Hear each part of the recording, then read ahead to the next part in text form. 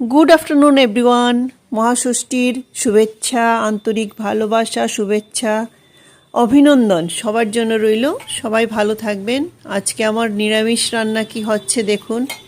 পনিরগুলো আমি একটু ভালো করে ধুয়ে হলুদ লবণ দিয়ে ভেজে নিলাম। আর সাথে করছি এগুলি দিয়ে ডাল, চানার ডাল দিয়ে একটু বড়া করছি। এগুলি সব মিলিয়ে মিশিয়ে কি রান্না করি দেখবেন। তো রান্না চলছে। আগেই বলেছিলাম আমাদের নিরামিষ রান্না চলছে, এখন নিরামিষ খাচ্ছি। আর পুজোতে তো এমনিতেই নিরামিষ খাওয়া হয়, শুধু দশমীর দিন মাছ মাংস খাওয়া হয়।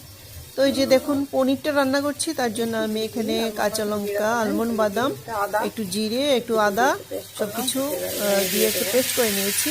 আর আলুটা ভেজে নিয়েছি। আর সিদ্ধ করা আলু ছিল, সেটাকে ছুলিয়ে একটু জিরে সম্বাস দিয়ে ভেজে নিলাম, সাথে মশলাটা দিলাম। এবার ভাজা ভাজা হয়ে গেছে।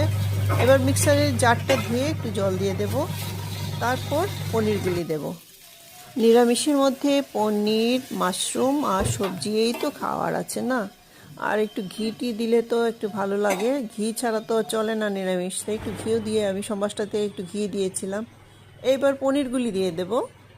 আর আমরা দুইজন তো, তার জন্য বেশি রান্না করতে হয় না, অল্প অল্প একটু রান্না করলেই হয়ে যায়। তো এইটার পর আবার কি রান্না করছি দেখো।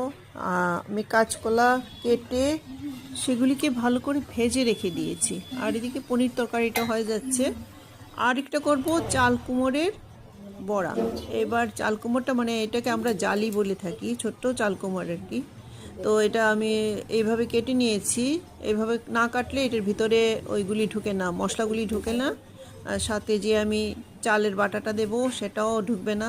তো এইভাবে কেটে নিয়ে একটু সময় লবণ দিয়ে মেখে রাখতে হয়।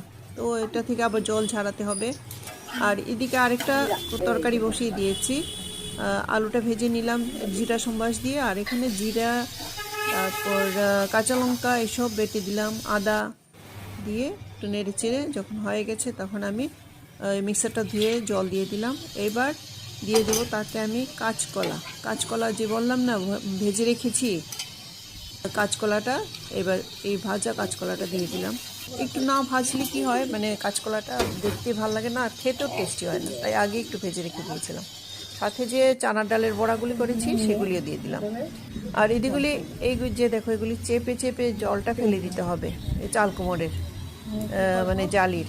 এবার আমি চালের গুঁড়ো দিয়ে একটু এটার গায়ে লাগিয়ে নেব।